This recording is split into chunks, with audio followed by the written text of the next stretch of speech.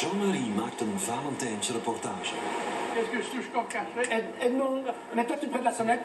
Mets-toi tout, attends, je suis pas encore prêt. Hein. Donc on va faire un petit montage de cinéma, comme quoi il vient apporter son bouquet de Saint-Valentin. Et attends, quand je suis prêt, je te le dis. Tu veux pas montrer ton bouquet en gros plan, hein? Mais non, que je le vois, le bouquet. Non, tourne un peu comme ça, dessin, voilà, comme ça. Attends, hein, je démarre. Je sonne? Maintenant, vas-y, tu sors. Et je te suis, hein. Tu n'as pas entendu, ressonne une fois. Dis-lui, j'étais là. Dis-lui. C'est avec moi. Ah, c'est bon. Ah, alors je te suis, vas-y.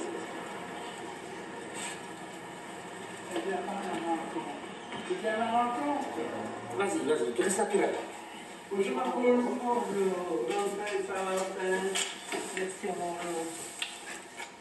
Donc ici, on est chez ma maman, qui est amoureuse comme une jeune fille, avec tout ce que ça comporte. On va lui poser quelques questions pour voir un peu la différence qu'il y a entre les amours de jeunesse et les amours de vieillesse.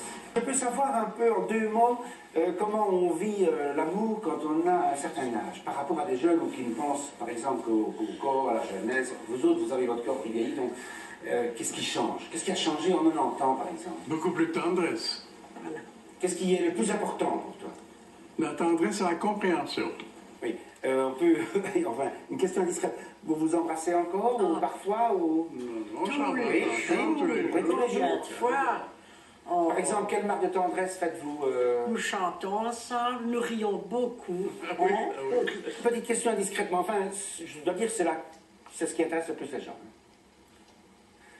À partir d'un certain âge, quand on a 90 ans, Oui. est-ce qu'on fait encore l'amour?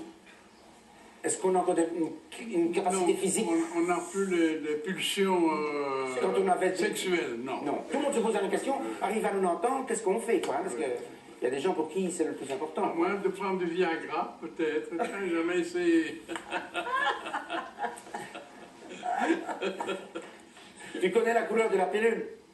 Ah non, je ne la connais même pas. Bon, ben, le jour de la Saint-Valentin, je vous donne quand même une information importante. Elle est bleue. Ah bon, elle est bleue. Je n'en prends pas non plus. Hein. Toi, tu prends du Viagra. Mais c'est parce que sur Internet, on reçoit énormément de publicité pour le Viagra, même si on n'en a pas besoin, même si on n'est pas consommateur.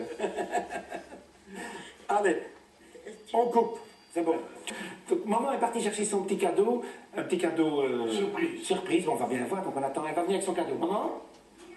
Attends, elle est partie à la toilette peut-être. Quand t'es prêt, tu le dis, hein?